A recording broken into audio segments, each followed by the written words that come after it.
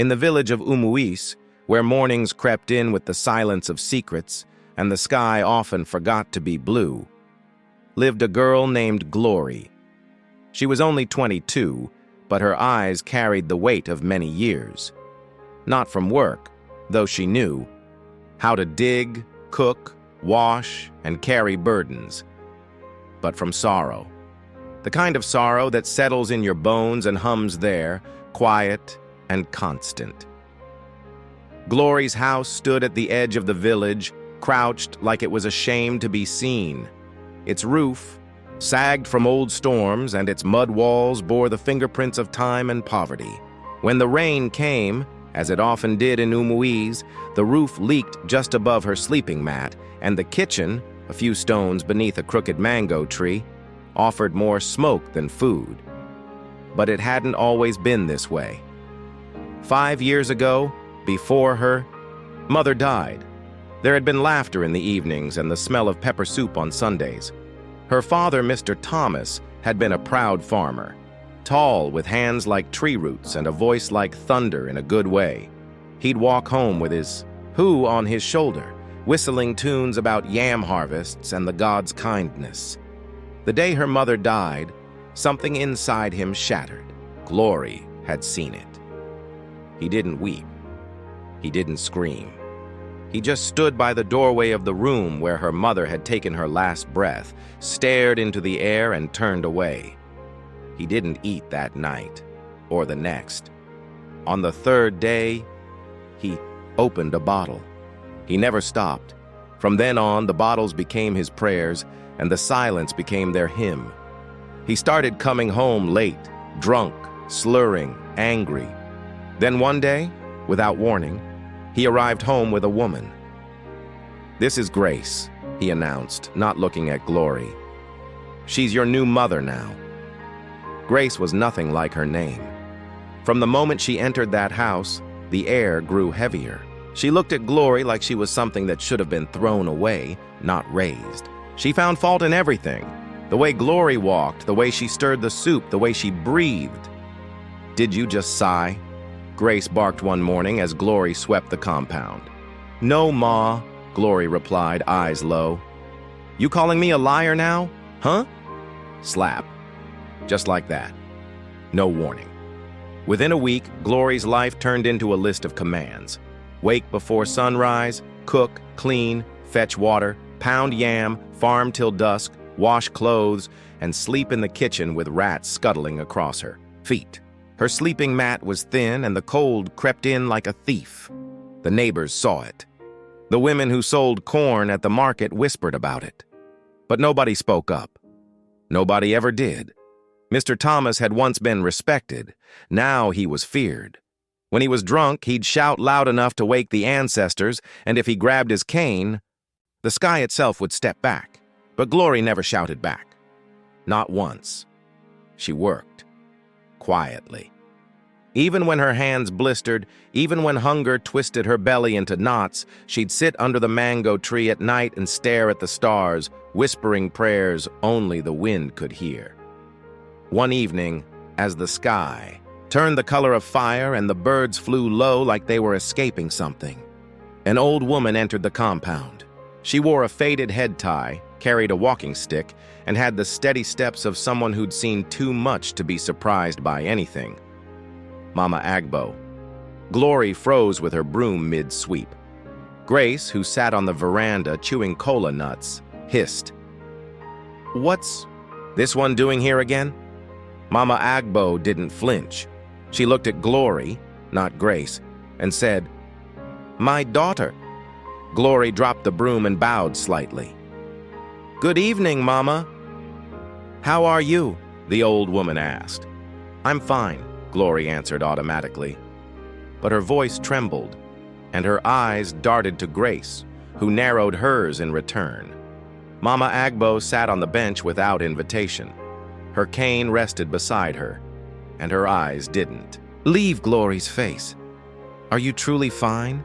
she asked again, softly. Glory swallowed. Her fingers gripped the edge of her wrapper. "Yes, Mama." Grace stood abruptly. "Eh? So that's why you came here? To dig up dead memories? She's fine. She eats. She sleeps. She has a roof. What else does she want? Mama Agbo didn't answer.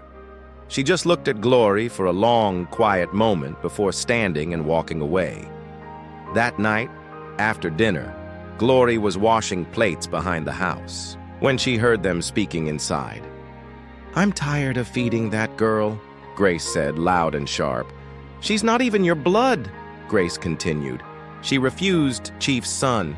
Now he doesn't even greet us." Mr. Thomas chuckled drunkenly. "Let her marry that mad boy who begs near the market. What's his name again?" "Daniel." Glory's hand froze in the soapy water. Grace laughed. "Perfect. Let her go suffer somewhere else." She thought they were joking. She prayed they were joking. They weren't. The next morning, the sun wasn't even fully up when she heard voices in the compound.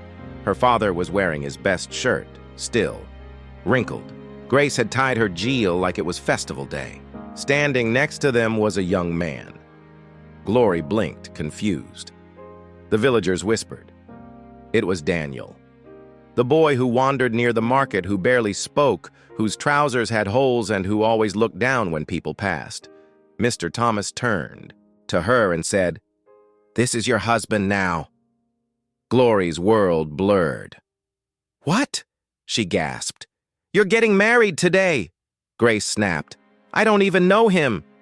"You don't need to," her father barked. "Daddy, please," her voice broke.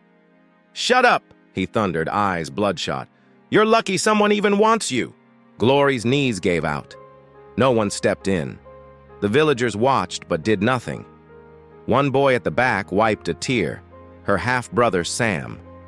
"Mama Agbo," Glory whispered when she saw the old woman arrive at the gate. Mama Agbo's voice broke. "I tried, my daughter, I tried. The wedding was over in minutes. No church, no music. Just a muttering old man, a thin nylon bag of Glory's clothes, and Daniel standing beside her like a ghost. Go with your husband," her father ordered. Glory turned around slowly. Her half-brother was hiding behind the house, waving with tears running down his cheeks. "Glory!" he cried. She tried to smile. She failed. She picked up her bag. Her legs moved. Her heart stayed behind. They walked in silence down the dusty road to the junction. Not a single person said goodbye. When they reached the bus stop, Daniel quietly flagged down a Kiki. He held the door for her. She didn't speak. Neither did he.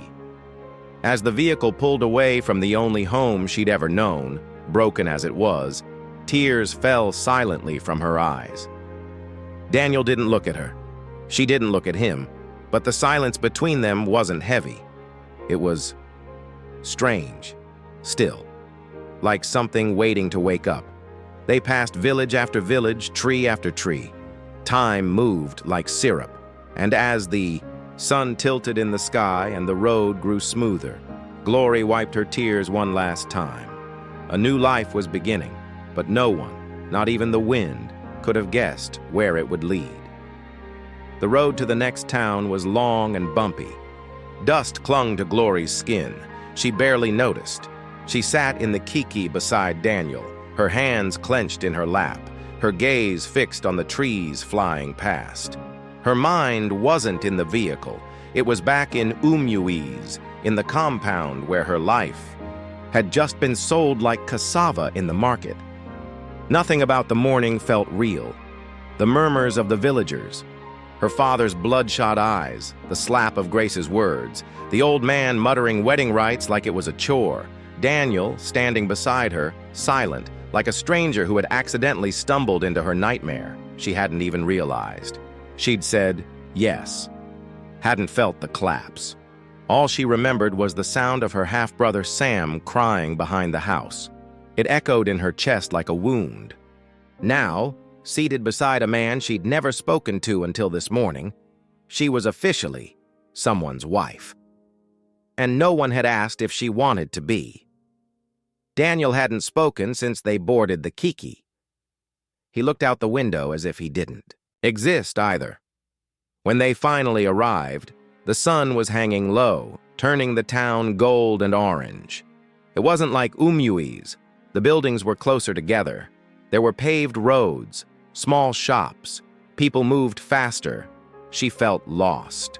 He led her through 2 narrow streets, then turned into a compound with a rusted brown gate and a house that looked plain but decent. The walls were painted cream, though faded. The zinc roof shimmered in the last light of day. A woman opened the door and smiled at Daniel. "You're back," she said. He nodded. "Thank you, Ma." The woman looked at Glory for a moment, kindly, but said nothing. Then she left. Daniel stepped aside. "This way," he said softly. Inside, the house smelled of food and soap. It was small. 1 sitting room, a tiny corridor, and 2 doors. He pointed. "You can take this room." She entered. A mattress lay on the floor. There was a curtain instead of a door. A single bulb hung from the ceiling, and a fan in the corner turned lazily. It wasn't much, but it was quiet. No yelling, no insults, no rats, just silence. Daniel stood at the door but didn't enter. "If you need anything, I'll be in the sitting room." She nodded without looking at him. He left. Glory sat on the bed. Her wrapper was dusty. Her hands trembled. Her chest ached from holding in tears for too long. But even now, they wouldn't come. She lay down and stared at the ceiling. She had left. A home that had hurt her, but at least it was familiar. Now she was here. A stranger's wife. In a room she didn't know. In a silence she couldn't trust. The next morning, the smell of pap and akara floated into the room. It pulled her from a restless sleep. Her stomach growled, but she ignored it. Her body still ached with shock. There was a knock on the curtain. "You should eat something," Daniel said. She sat up. "I didn't cook." "I know. I bought it from the woman across the street." Glory stepped out slowly. In the parlor, a small plastic table held a bowl of hot pap and a paper wrap of akara. Daniel sat on the floor, eating a separate plate. She sat down, unsure. "You used your money?" He nodded. "Yes." She hesitated, then picked up the spoon. The pap was warm and smooth. The akara was crispy. She hadn't eaten without someone shouting at her in years. No one rushed her. No one slapped her hand. When she looked up, Daniel was watching her quietly. She paused. "Why did you agree to marry me?" He looked surprised. "You think I wanted this?" She blinked. He exhaled. "Your father owed me money. I worked on his farm for weeks. He promised to pay. Then yesterday he said instead of cash, I should take you." Glory dropped her spoon. "I didn't know it would happen like that," Daniel continued. "I tried to say no. I swear I did. But he laughed in my face, called you useless, said I should carry the burden if I was so desperate for payment." She looked away, humiliated. "I'm not telling you this to hurt you," he added quickly. "I just thought you deserved to know the truth." Her voice shook. "So, I'm a debt payment?" He shook his head. "No, that's not what you are to me." Silence filled the room again, but it wasn't hostile. It was heavy, honest. She stood. "I need to rest." He didn't argue, just nodded and watched her retreat. Days passed in cautious peace. Daniel didn't touch her, didn't raise his voice. He went out early to work at a carpenter's shop, cleaning tools, carrying wood. He came back dusty and tired, but never complained. He'd buy bread, beans, or rice and leave it on the table. Glory cleaned the house, fetched water, and stayed mostly silent. But slowly, she began to notice things. Daniel read newspapers. He ironed his old clothes carefully. He swept the compound every morning before dawn. He folded her clothes when she forgot. He was poor, at least he looked it, but carried himself like someone used to structure. Not laziness, not filth, not pain. She caught him once standing outside in the rain, talking to a man under an umbrella. She stayed hidden, watching. "Sir, we need your signature," the man said. "Not yet," Daniel replied firmly. "But the board," I said, "not yet." The man looked startled, then bowed. "Yes, sir." "Sir? Board?" Glory's heart pounded. Daniel returned, soaked and silent. He didn't explain, she didn't ask, but her mind started spinning. A week later, he came home with a nylon bag and placed it gently on the table. "I got you something." She frowned. "For me?" He nodded. She opened the bag. Inside was a light blue gown. Simple, but neat and new. She touched it like it might vanish. "I haven't received a gift in years. You deserve more," he said. She turned away so he wouldn't see her tears. That night, she sat in the room holding the dress to her chest. She didn't understand what kind of man Daniel was, but for the first time, she started to wonder if maybe, just maybe, she had been thrown into something that wasn't entirely punishment. The sun poured softly into the small room through the thin curtain. Morning light brushed the concrete floor, touched the corners of the faded mattress, and warmed the toes of Glory's bare feet as she sat up. It had been 3 days since she arrived in Daniel's house. 3 days of no shouting. 3 days of no cane cracking through the air. 3 days of no one calling her useless. She wasn't used to silence. At first, it scared her. Silence in her old home meant danger, meant someone was watching her too closely, or something was about to explode. But this silence, it had a softness to it. It was the kind that wrapped around her like a blanket and didn't ask for anything back. That morning, like the others before, Daniel had already swept the compound by the time she woke up. She heard the broom bristles brushing rhythmically over the cement. No one told him to. He just did it. She rose, folded the wrapper she'd slept in, and stepped into the small corridor. The walls were cracked in places, but clean. The scent of soap and groundnut oil lingered in the air. In the sitting room, Daniel was crouched by a small table, reading the newspaper. "Good morning," Glory said, voice unsure. He looked up, surprised. But only slightly. He gave a small nod. "Morning. I left some tea on the table." She glanced toward the metal tray. A tin mug of hot tea and 2 slices of bread. "I can cook if you want," she offered quietly. He shrugged. "You can if you feel like it, but you don't have to." It wasn't something she was used to hearing.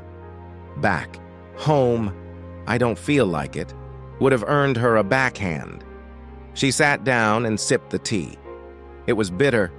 Daniel hadn't added much sugar, but it was warm, safe. She watched him from the corner of her eye. He read slowly, eyes steady, legs folded underneath him like a student. His shirt was faded but ironed. His hands, though rough with calluses, moved gently when he turned the page. "You read every day?" she asked. "Yeah." "Why?" He looked up. "To remind myself the world is bigger than what we see in front of us." Glory didn't answer. She looked down at the bread and ate it slowly. She didn't know how to talk to this man. He wasn't kind like someone who was pretending.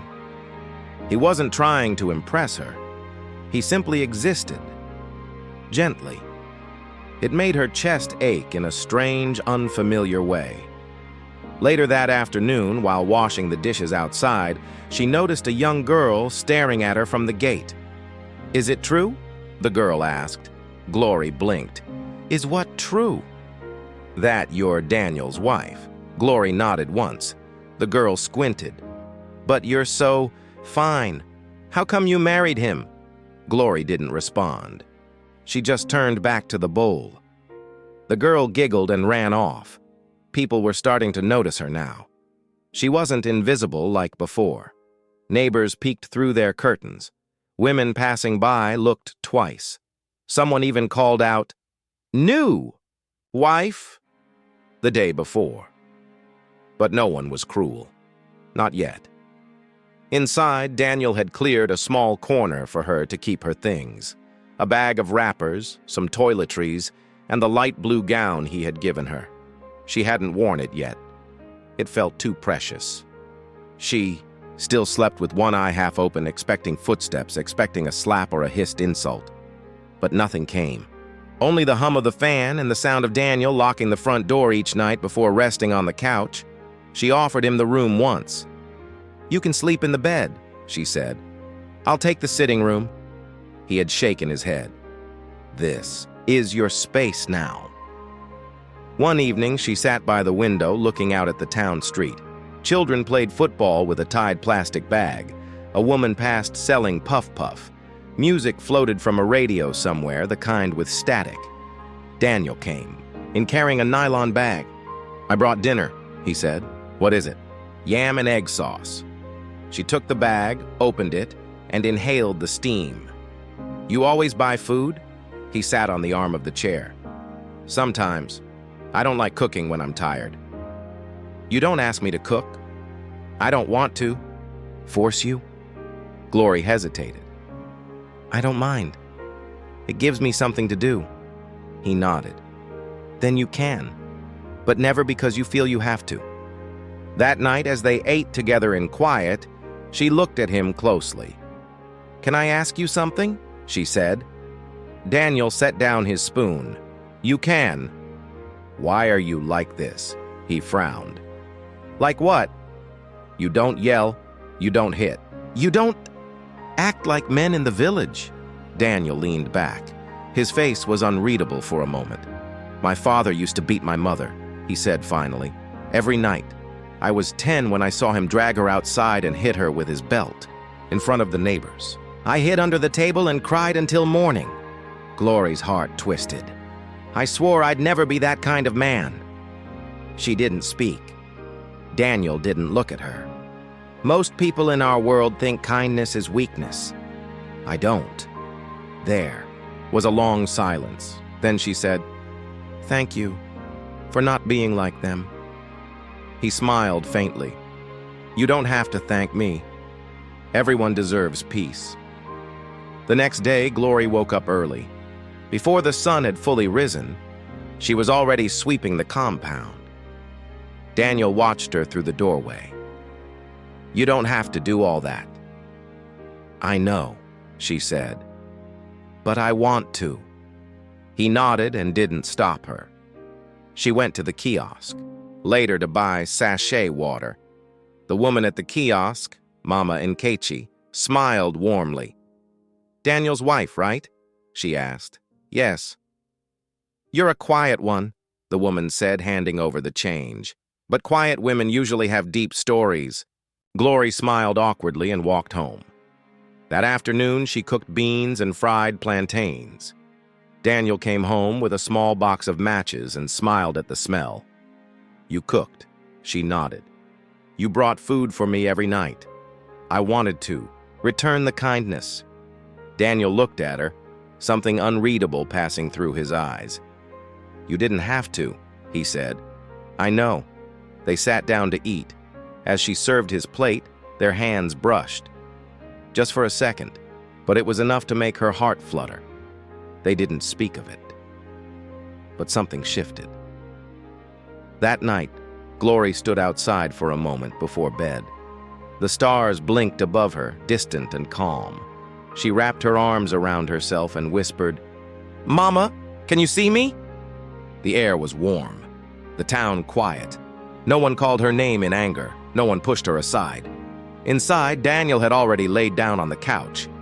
The curtain between the rooms swayed gently. She returned to her bed, pulled the wrapper up to her chin, and let the silence wash over her. Not the silence of fear, the silence of something else. Safety. By the end of the second week, the days began to fold into a quiet rhythm. Daniel rose before the sun.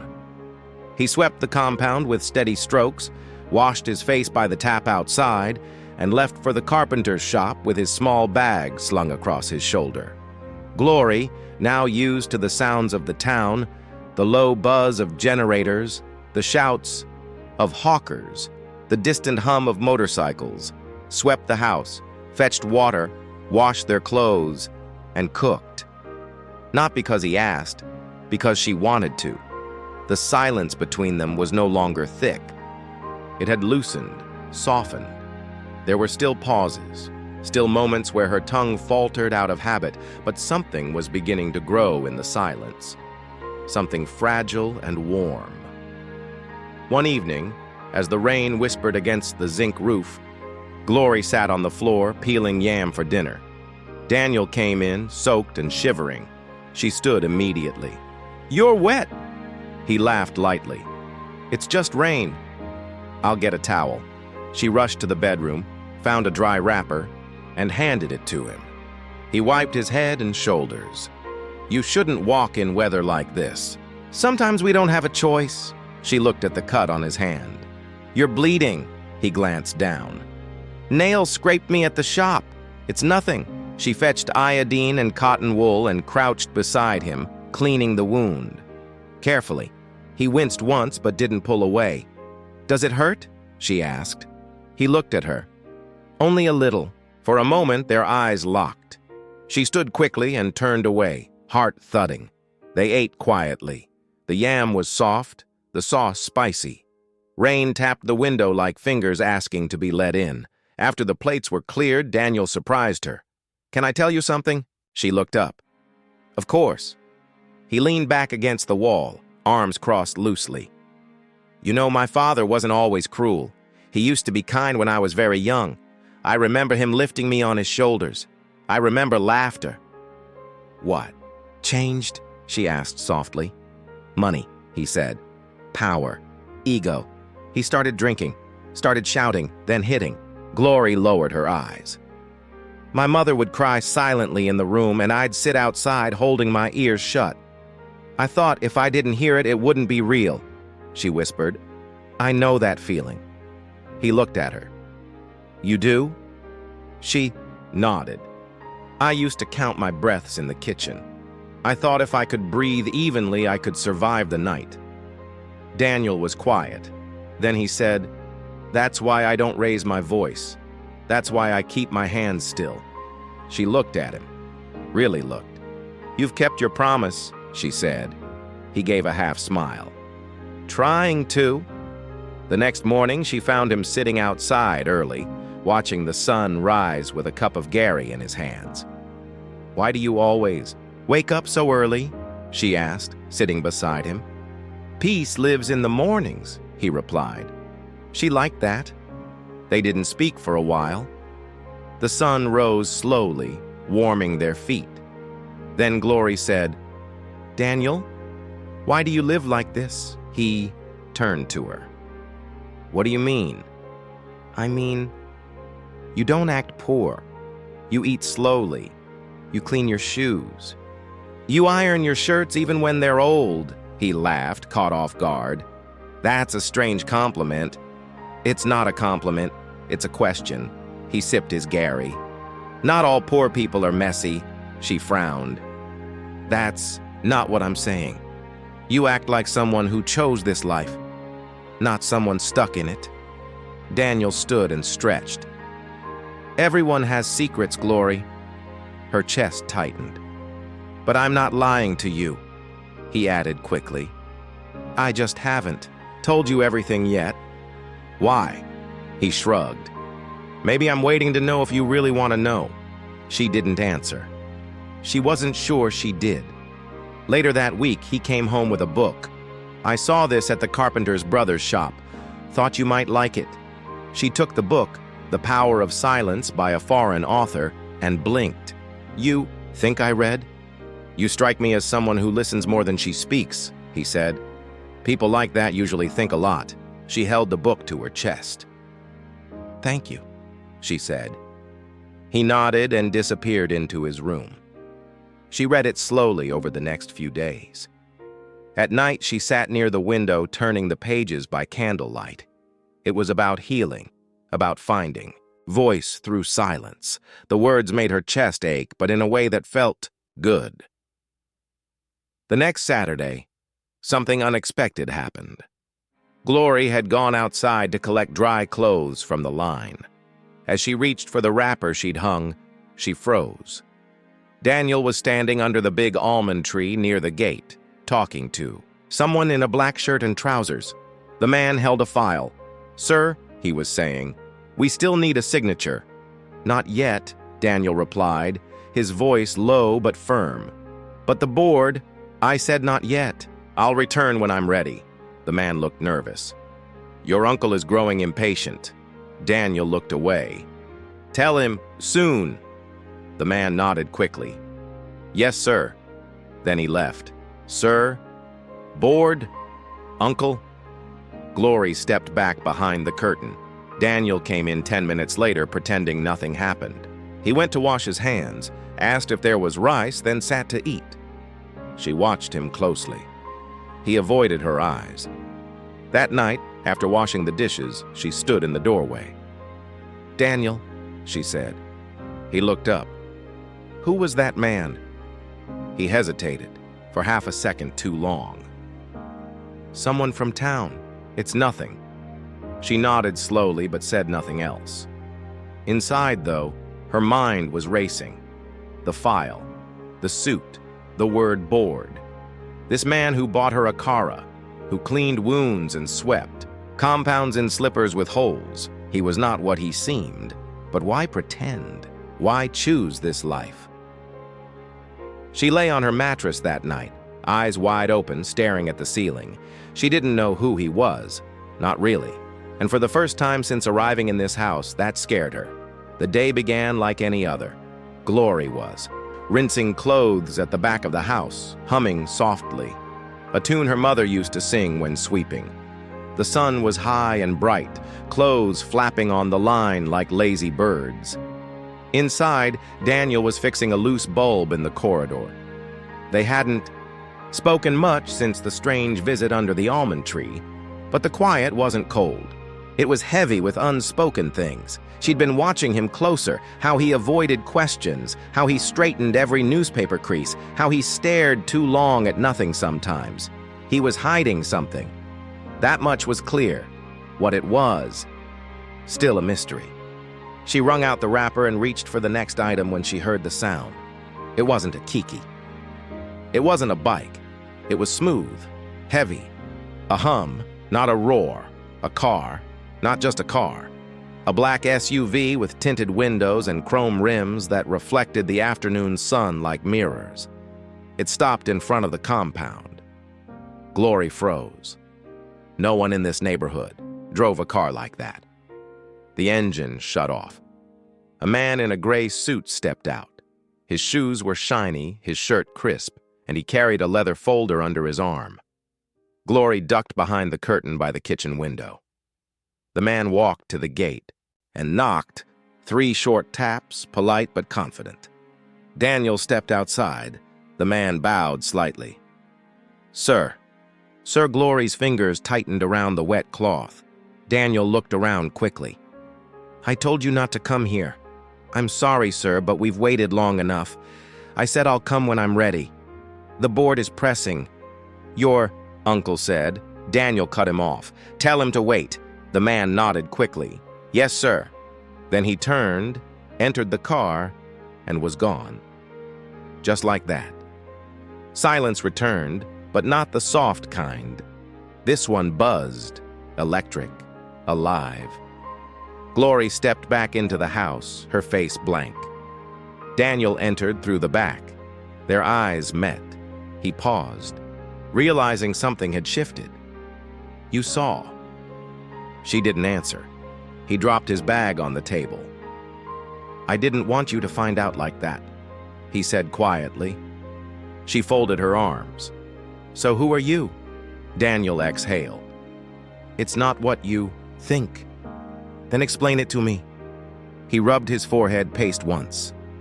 "I told you I wasn't lying. I just left some things out." "Like the part where you're not poor?" He didn't respond. "Or the part where men in suits call you sir and mention boards and uncles?" He looked up sharply. You were listening.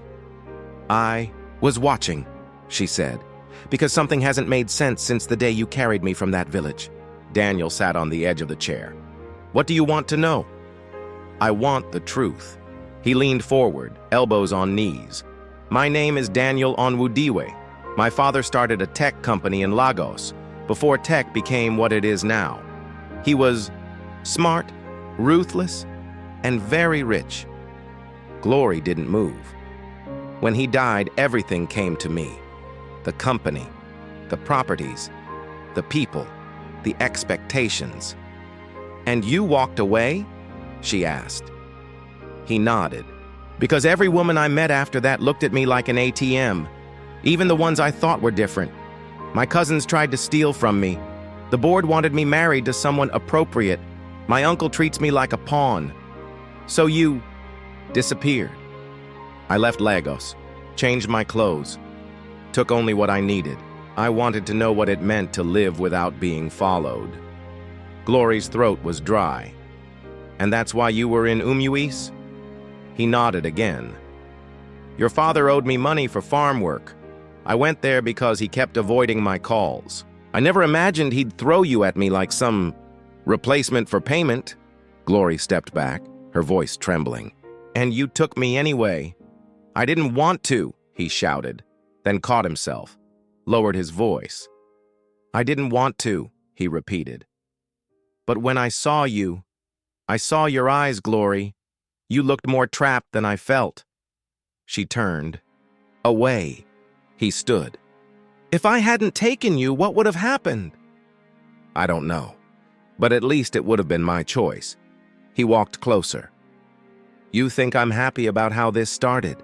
You think I planned to marry someone like a business deal? She flinched. He stopped. Sorry, that came out wrong. I don't even know who I've been living with, she said. You're not the man I thought you were. No, he agreed. I'm not. I'm worse. And maybe better. I don't know. I've tried to be honest in how I treated you. She didn't answer. He sighed. Look, if you want to leave, I won't stop you. You have every right. Glory stared at him. Her lips parted like she might say something, but the words got stuck. Instead, she walked into the room, closed the curtain, and sat on the edge of the bed. Her mind was spinning. He wasn't poor. He wasn't desperate. He was choosing all of this. Hiding, testing, pretending. And yet he had never touched her without permission. Never raised his voice. Never once treated her like a burden. Her head dropped into her hands. What was worse? That he had lied. Or that he had made her feel safe during the lie? The next few days passed like ghosts in the house. She cooked. He ate. He left. She stayed. They barely spoke more than a few words. Once, he brought home mangoes from the market, set them on the table. Didn't say a word. She washed them and placed them in the fridge. Another time, she noticed his limp was getting worse. His right leg dragged slightly when he was tired. She wanted to ask about it, but didn't. He noticed her noticing.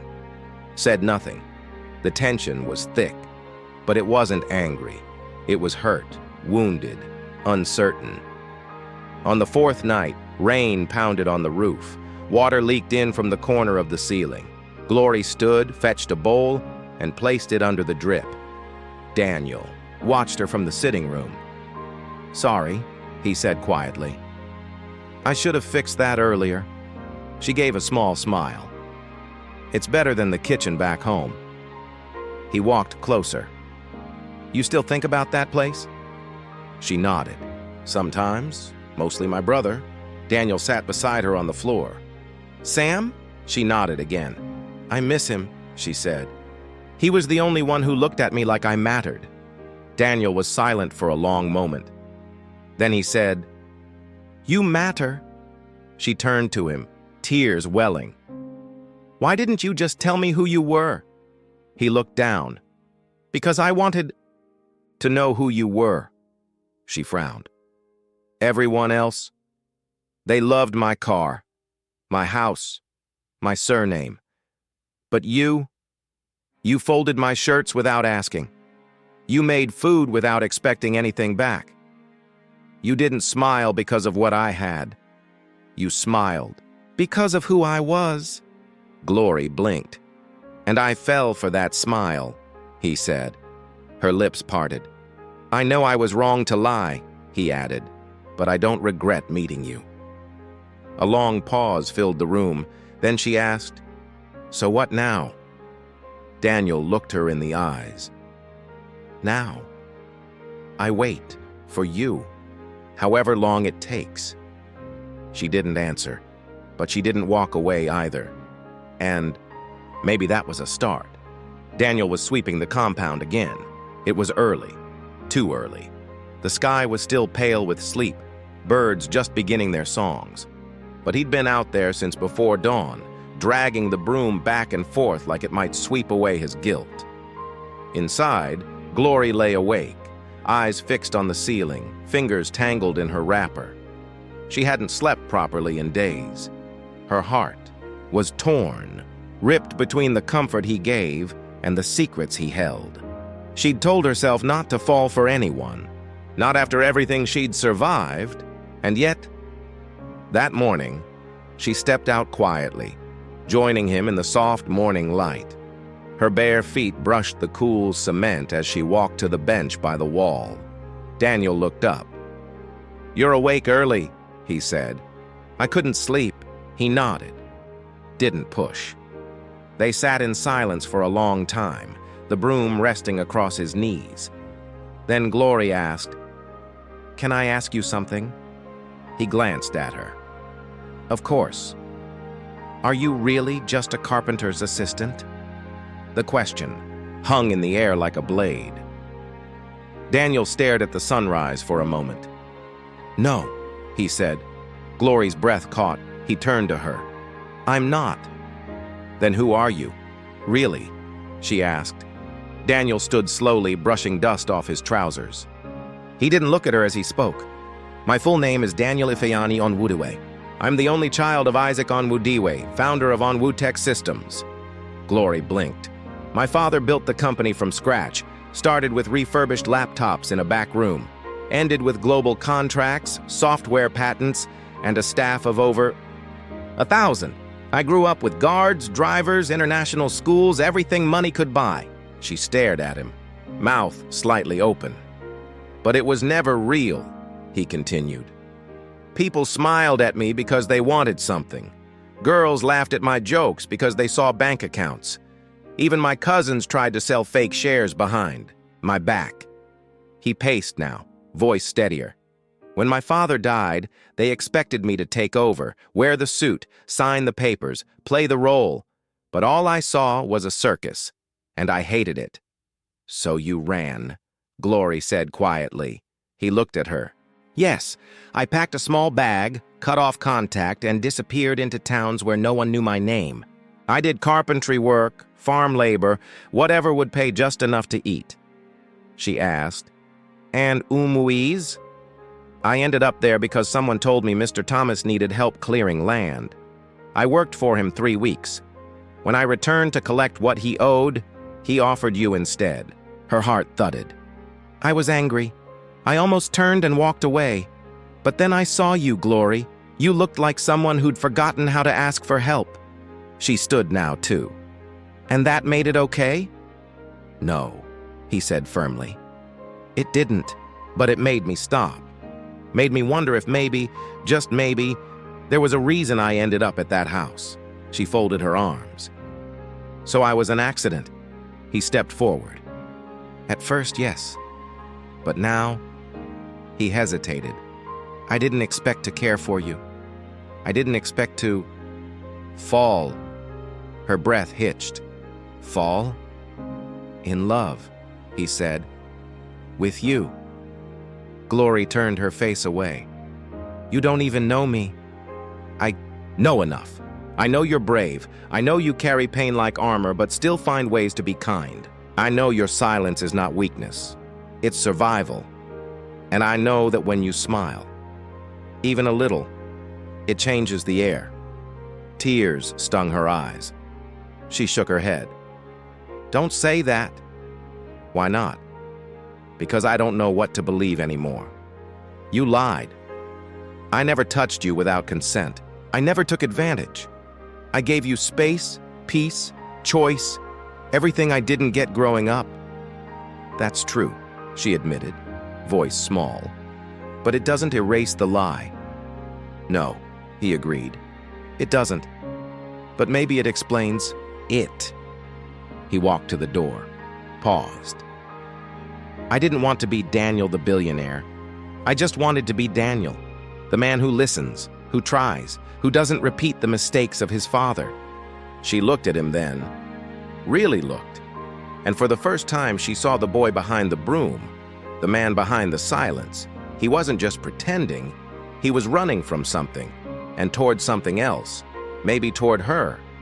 That night, she didn't sleep in her room. She lay in the parlor on the floor, facing the window, thinking of the mango tree in Umuiz, of her mother's hands, of Sam's face, of Daniel's confession. When the sky turned pale, she rose and sat by the table. Daniel woke and found her there. I need time, she said before he could speak. He nodded. I'll wait. I'm not saying yes to anything, she added, quickly. I just need to breathe without questions. He gave a faint smile. I understand. She stood to return to her room. Paused. Thank you for telling me. He looked at her, eyes gentle. Thank you for still being here. She left, without replying, but her steps were slower. Something was shifting again. Not completely, but enough. The next day, Daniel came home later than usual. His shirt was soaked with sweat, and there was a new cut on his arm. Glory almost asked what happened, but stopped herself. He noticed. Don't worry, just a rough job. She nodded, placed cold water on the table, and left the room.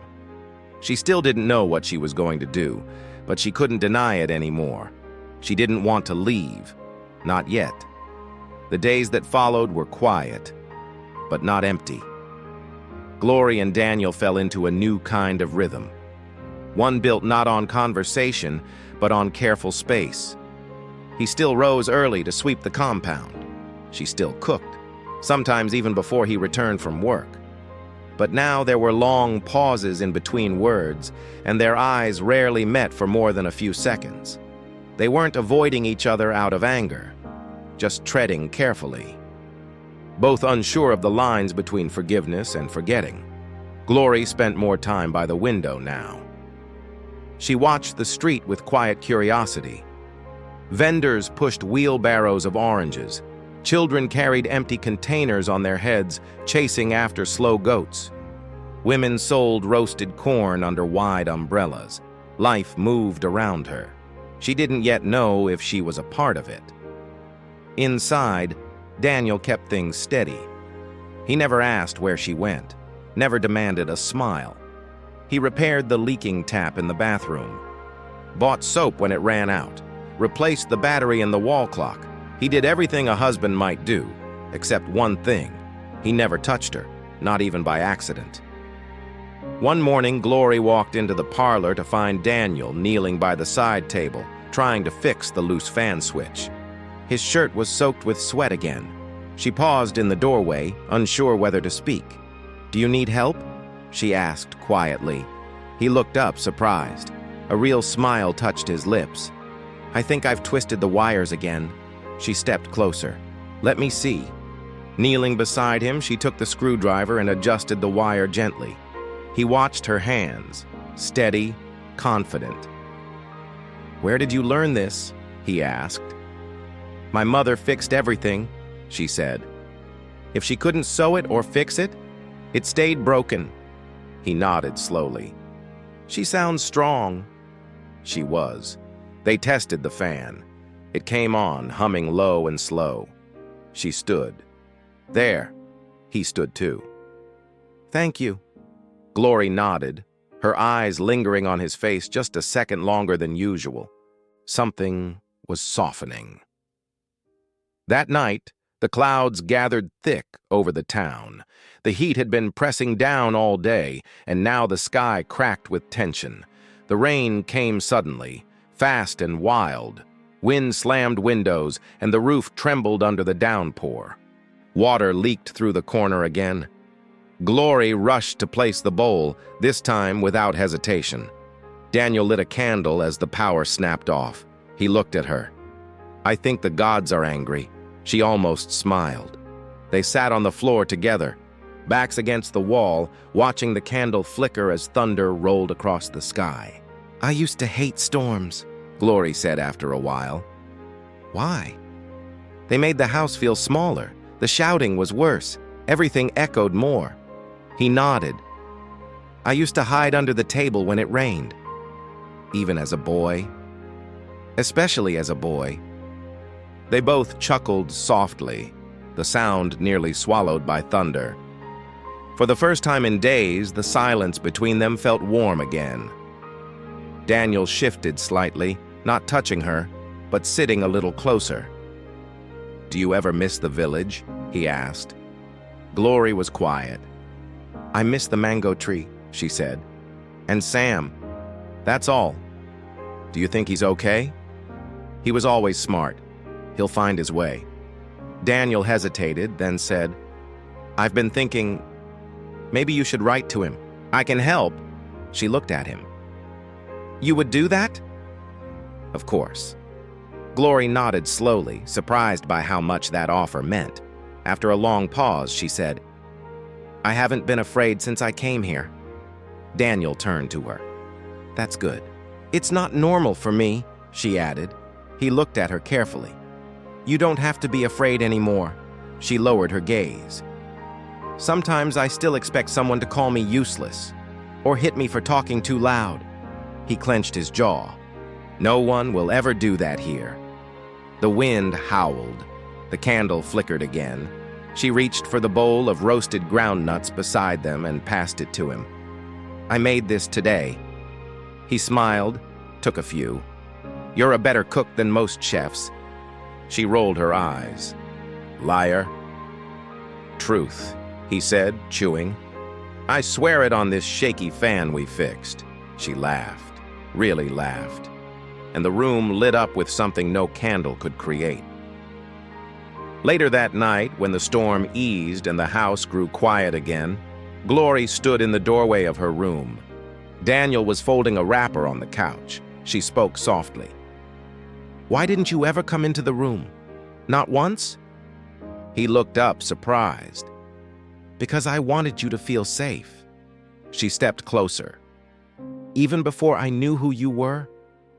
"Especially before." She studied his face. "Did you ever think I'd find out? I was afraid you wouldn't, that I'd have to keep lying forever.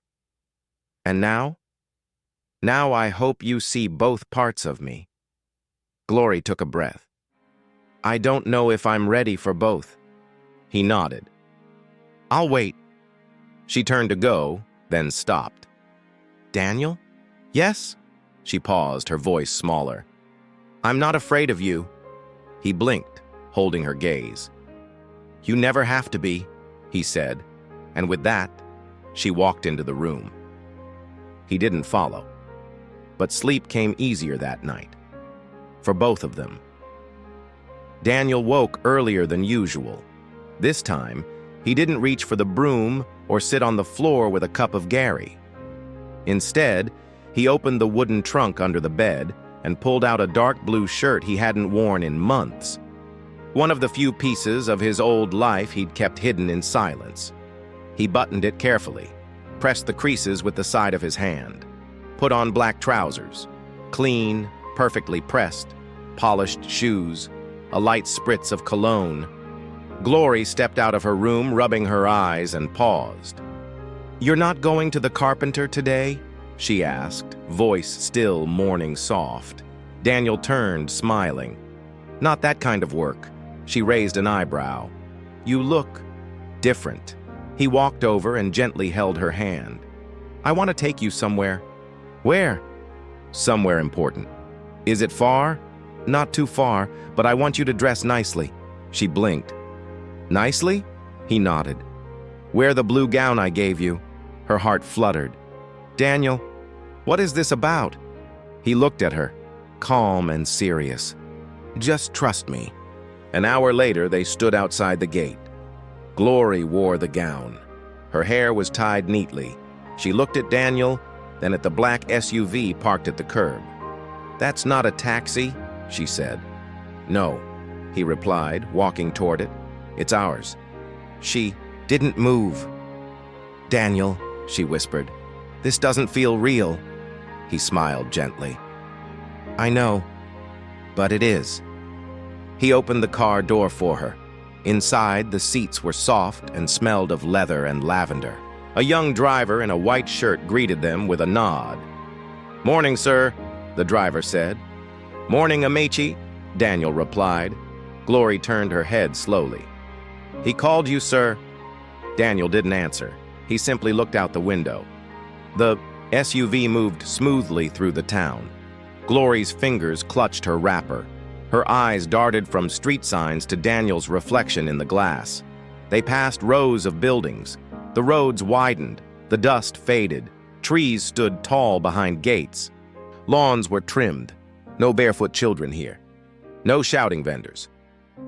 After 30 minutes, the car turned onto a quiet, flower-lined street. The houses here didn't whisper. They spoke. Big gates, high walls, painted bricks, security lights. And at the end of the road, a tall black gate with golden lines stood like a sentinel. The SUV stopped. Glory stared at the gate. "Where are we?" Daniel stepped out and came around to open her door. "Home," he said. She remained frozen. He reached for her hand. "Come." The gate opened at their approach. A uniformed guard bowed slightly. "Welcome back, sir." Glory's feet finally moved. Slowly, she followed Daniel inside. The compound was wide. The ground tiled.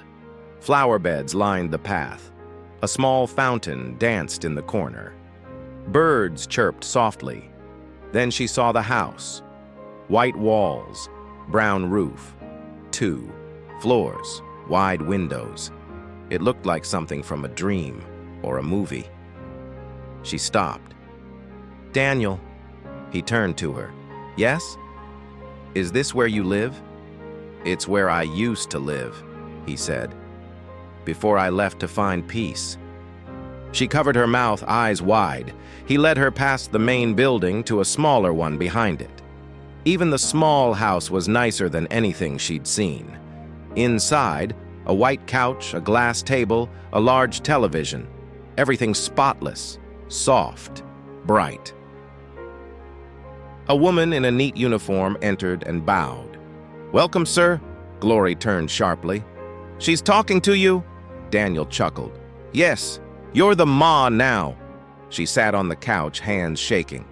Her eyes scanned the polished floor, the shining lights, the calm luxury. Daniel knelt in front of her. "I brought you here because I want you to know everything." She looked at him, trembling. "Why now?" "Because I want to build something. Honest with you." They sat together in the lounge. Daniel spoke slowly, clearly. "No more hiding. My father built the company with blood and sleepless nights. I grew up with privileges most people only imagine. But with that came weight, expectations, manipulation, fake smiles." He paused. "When he died, they expected me to step into his shoes without question." "Who's they?" Glory asked. "The board, my uncle, our investors. They wanted a polished, obedient heir, but I wasn't ready." "So you left," she said. He nodded. "I needed to remember who I was without all this, without the cars, the titles, the pressure. I needed to know if I was more than my last name. And now? I've been gone long enough," he said. "It's time to return, but not alone." Glory's heart skipped. "What do you mean?" He stood and walked to the window. "I want you beside me," he said. As my wife, my partner, not just on paper. She stood too, uncertain. Daniel, this world isn't mine. He turned to her. Then let me make it ours. He gave her a tour of the main house. Every room was clean, quiet, sunlit.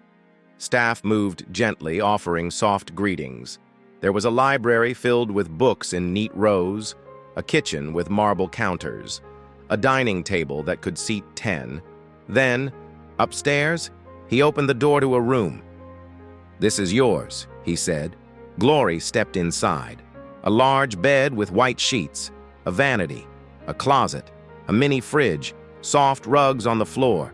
The air smelled like roses and wood polish. "I don't belong here," she whispered. Daniel stepped in behind her. "Why not?" "I came from mud, from broken plates and cold floors." He took her hands. "And that's what makes you gold." She looked away, eyes glassy. "It's too much." He knelt again. "Then let me give it to you slowly. One breath at a time." She dropped to her knees, overwhelmed. "Daniel." He touched her cheek. "All I'm asking is that you don't run." "I won't," she said. "But I need time." "I have it," he said. That evening, Daniel invited a few staff to dinner in the garden. Strings of lights glowed above them. A soft song played from a speaker.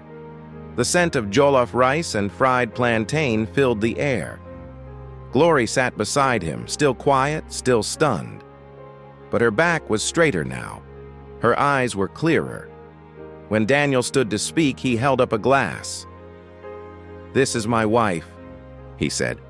"She may not look like the women you see on magazine covers, but she is stronger than all of them. She is the reason I came back. She is the reason I smile." There was applause. Some smiles, some bows. Glory looked down, tears in her eyes. When Daniel sat beside her, she whispered, "Thank you." "For what?" he asked. "For seeing me," she said. "For choosing me." He leaned closer. "I didn't choose you." She looked at him, confused. "You saved me," he said softly. Later that night, as they walked up the stairs, she paused. "I want to know everything," she said. Daniel turned. "Now?" "Everything you were afraid to tell me." He studied her face. "Then I'll tell you. Tomorrow I'll show you the company, the people, the life I left. And after that," he smiled. "After that, we start again, together." She nodded, and for the first time in her life, Glory felt something she had never known. Readiness, not for wealth, not for fame, but for a life that wasn't built on survival, but on choice. The sky over Lagos was a pale gold that morning. The clouds drifted lightly, calm, as if they too knew something important was about to begin. In the passenger seat of the black SUV, Glory sat in quiet thought. Her hair was braided neatly, her gown a soft lavender that caught the sun through the window. Daniel sat beside her, dressed in a navy suit, his expression steady but warm. They didn't speak much on the way. They didn't need to. The SUV turned into the corporate district, where tall glass buildings reached into the sky like monuments. This was the city Glory had never imagined herself in, not even in dreams. They passed security, then a long circular driveway, and finally stopped in front of a sleek, mirrored building with a silver plaque, On-Wood-Tech Systems, headquarters. Glory's breath caught. Daniel stepped out first, rounded the car, and opened her door. "You ready?" he asked. "No," she said honestly, "but I'll walk." He smiled. "That's all I need." The lobby smelled of polished wood and subtle perfume. People in suits moved like they had purpose. Eyes turned as the couple entered, some curious, some respectful, some startled. One woman stepped forward, tall and poised. "Sir, the board is waiting in Conference 1. Daniel nodded, then turned to Glory. "Before we go up, I want you to see something." He led her down a quiet hallway and stopped at a large glass door.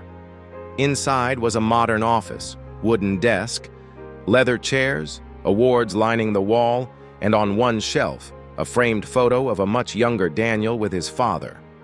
"I used to sit in that chair and pretend I was a king," he said, pointing to the desk. "You kind of were," Glory murmured. He turned to her. "And now you're standing here with me. That matters more than the building." He held her hand for a moment. Then they went upstairs. The boardroom was full. 10 people sat around the table: investors, executives, advisors. When Daniel entered, they all rose. He introduced Glory calmly. "This is my wife. No apologies, no disclaimers, just truth." She nodded politely. Some smiled, others looked startled. One man whispered to another, but no one dared question Daniel's choice. The meeting was short. Signatures, reports, plans for re-entry. Glory didn't understand all the terms, but she felt the shift in the room when Daniel spoke. Authority returned to his voice like a jacket that had always fit. When it was done, he stood and looked directly at the board. "I left to remember what mattered. I came back to lead, not to perform." Then he glanced at Glory. "And I won't do it alone." That evening, the sun fell like melted honey over the mansion garden. The staff had transformed the lawn into a soft-lit paradise. Round tables covered in white linen, candles floating in glass bowls, music playing from a live band tucked in a corner, no press, no social media. Just people Daniel trusted, old friends, key partners, and a few neighbors from the compound who had come to love Glory in just a short time. She wore a long green dress that made her skin glow. Daniel stood at her side in simple black and white. No tie, no showmanship, just himself. They sat together at the center table, their chairs side by side. After dinner, Daniel stood and raised a glass. "When I left Lagos, I didn't tell anyone. I didn't want to explain myself. I didn't know what I was looking for. I just knew I had everything except peace." The crowd listened quietly. "I found peace in the most unlikely place, and I found love where I least deserved it." He turned to Glory. "This is my wife. She didn't marry a name. She married a question mark, and she stayed long enough to see the answer." Soft claps followed. Some people stood. Glory's heart was thudding. She felt everyone's eyes. But this time, she didn't shrink. When Daniel sat, she leaned close and whispered, "You talk too much," he laughed. "Only when it's about you." Later, as the night settled and the guests thinned out, Glory stood alone near the fountain, looking at her reflection in the water. It shimmered in the candlelight, soft, whole. Daniel approached slowly, not wanting to break the moment. "Everything okay?" She nodded. "I've never felt like this," she said. "Like what?" "Like I belong." He reached for her hand. "You do. Not because of this place, because of who you are." She looked at him. "I'm not the girl who left the village." "I know. I don't need permission anymore, or silence, or someone to save me." He smiled. "I don't want to save you." "Good," she said, squeezing his hand. "Because I'm not broken anymore." They stood there for a while, the fountain whispering between them. Later, in the quiet of their room, Glory walked slowly across the floor, barefoot, touching the smooth surfaces of her new life. She opened the closet, ran her hand along the gowns, opened the fridge, smiled at the juice, sat on the bed and looked at Daniel as he unbuttoned his shirt, calm, present, no longer hiding. "Daniel?" He looked up. "I'm staying." His breath caught. "I'm staying because I choose this, not because I owe you, not because you gave me things, because I want to build something with you." He crossed the room in 2 steps, knelt before her like he had in that dusty compound long ago. "Then let's build it." She pulled him close. No more masks, no more debts, only love, only now. Weeks passed. Glory started joining Daniel at work, twice a week. Not in meetings, yet, but in community outreach projects, staff visits, local partnerships. She brought a voice that wasn't raised, but heard. People noticed her grace, her presence, her power in quietness. She wasn't the girl who slept on a mat beside rats. She was the woman who chose her voice and her life. One morning, she stood in the garden watching the sunrise. Daniel joined her, wrapping an arm around her waist. "Thinking about Sam again?" he asked. "I wrote him a letter. Mama Nkechi helped me send it through someone traveling. He'll write back." She nodded. "I want to bring him here, one day." "We will," Daniel promised. She looked at him. "We?" He kissed her forehead. "You said we're building together. I'm not letting go." She smiled and leaned into him. Together they stood as the sun rose higher. Not at the end of something, but at the very beginning. If you watched till the end, comment the word rebirth, subscribe to the channel, and share this video with friends and family.